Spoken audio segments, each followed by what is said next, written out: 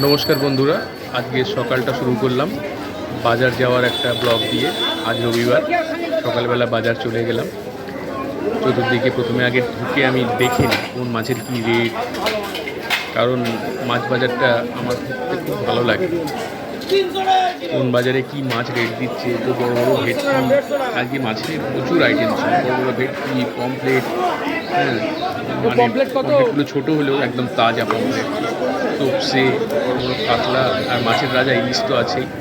বাজার ভর্তি ইলিশ, ভেটকির কাঁটা, অনেক দিন বাদে আবার দেখতে পেলাম ভেটকির কাঁটা। শীতকাল আসছে বোঝা যাচ্ছে। হ্যাঁ, তারপর তেলাপিয়া, নাইলটিকা, চিংড়ি, মানে সত্যি খাদ্যরসিক বাঙালি, খেতে খুব ভালোবাসে। তো বাজারটা আমি প্রথমে ঘুরে নিলাম। মাছগুলো আজকে প্রত্যেকটাই সত্যি দেখার মতো। ইলিশগুলো চাবুক, এইখানে একটা বড় মাছ, নামটা ভুলে গেলাম, নামটা মনে আসছে না। তো যাই হোক, চিতল মাছ। তো বাজারের ভিড় দেখুন, মানে সত্যি মানুষ খেতে ভালোবাসে, যেন পুজোর বাজার। আমি ভিড়টা আপনাদের দেখাচ্ছি, মানে ভিড়ে ভিড় চুপ করছে মানুষ। কেউ ইলিশ মাছ কিনছে, কেউ ভেটকি মাছ কিনছে, কেউ কাতলা, পমফ্লেট, যেটা ভালো বড় বড়, মানে সত্যি মানুষ খেতে এত বাঙালিরা, বড় বড় বাঙালিরা খেতে ভালোবাসে। তো বাজার করা হয়ে গেল, এবার কাঁচা বাজারের দিকে এগোচ্ছি।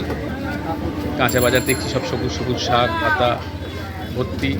তো আমি যে ঠাকুমার থেকে নিই, সেই ঠাকুমার কাছে গিয়ে ব্যাগটা ফেলে দিই। এই যে ঠাকুমা, না এই ঠাকুমা না, সরি, এই ঠাকুমা না, আমি যে ঠাকুমার কাছে, এই যে ঠাকুমা আমার মুসলিম মানুষ, কিন্তু মনের খুব ভালো, মানে আমার নিজের ঠাকুমার মতো। একে ব্যাগটা ফেলে দিই, সব মাল দিয়ে দেয়।